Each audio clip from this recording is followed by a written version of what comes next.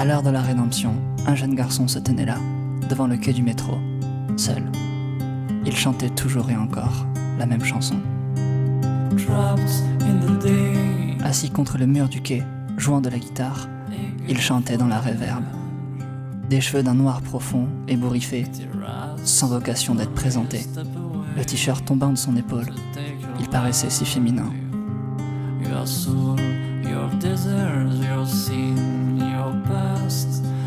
Une énergie solitaire et pure à la fois l'entourait. Il semblait être en dehors du monde, au-dessus du monde. Il semblait être intouchable et à la fois touché de tous. Chaque jour, il chantait ce qu'il vivait. Il chantait ce qu'il ne pouvait changer. Et comme chaque jour, le morceau une fois terminé, le garçon posa sa guitare et se mit à marcher le long du quai, en direction du fond. Le quai du métro était étrange, conçu visiblement que pour une seule ligne, car une seule rail était au milieu. Il n'y avait d'ailleurs pas de quai en face. À droite, la rail débouchait sur un mur. Cet endroit était donc un terminus. À gauche, une porte gigantesque, une sorte de scission dans le mur. Non loin de cette porte aux allures froides et macabres, se trouvait un levier sur le quai. Le garçon s'approcha du levier, marqua un temps de pause, et se mit à crier « Cette rage résonnait le long en large, à travers les couloirs sans fin.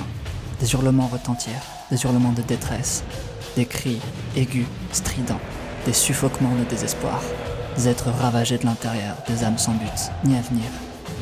Une partie de l'humanité arriva sur le quai du métro.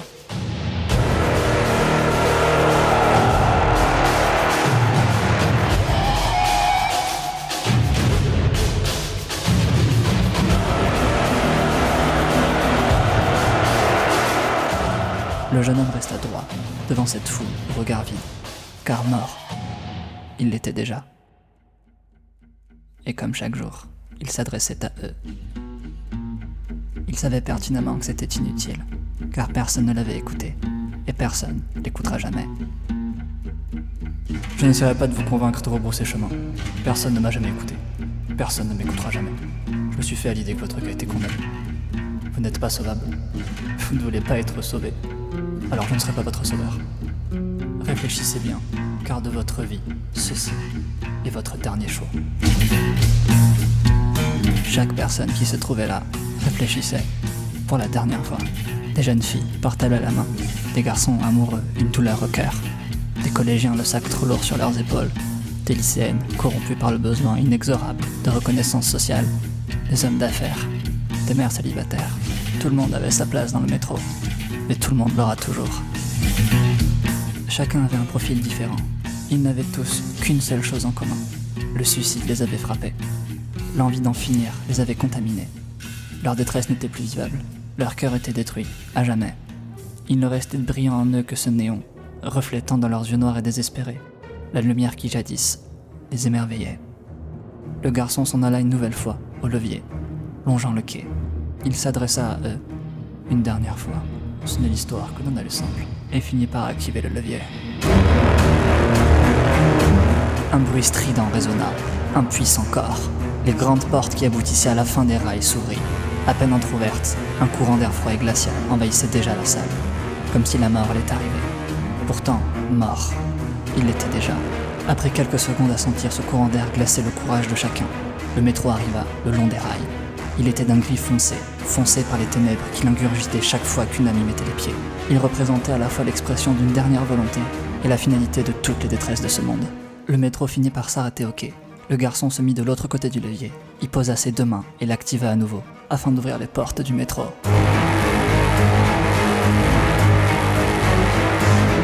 Les portes du métro s'ouvrirent lentement. Le corps signalait aux futurs passagers qu'ils pouvaient désormais y faire leur entrée. Les portes étaient de géantes lames, telles des lames de rasoir qui s'emboîtaient les unes sur les autres lorsqu'elles se fermaient. Les sinistrés levèrent tous la tête, les yeux s'illuminèrent pour la dernière fois. Alors chacune de ces personnes fit le pas d'entrée dans le métro.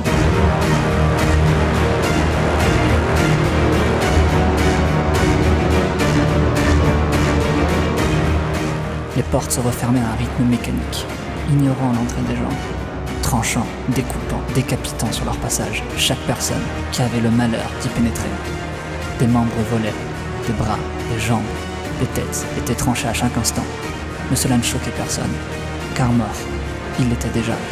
L'horreur ne prit fin qu'après que la dernière des personnes ne soit entrée dedans. Ils avaient pourtant tous le choix, mais leur choix était déjà fait, car lorsque le suicide vous frappe, il vous tue avant même que vous n'ayez commis l'acte. Le wagon avait désormais quitté cette salle. On n'entendait plus que le son des rails, ayant subi un lourd passage dans la pesante réverbe qui finit par être coupée par la fermeture d'une dernière porte, celle de l'antre.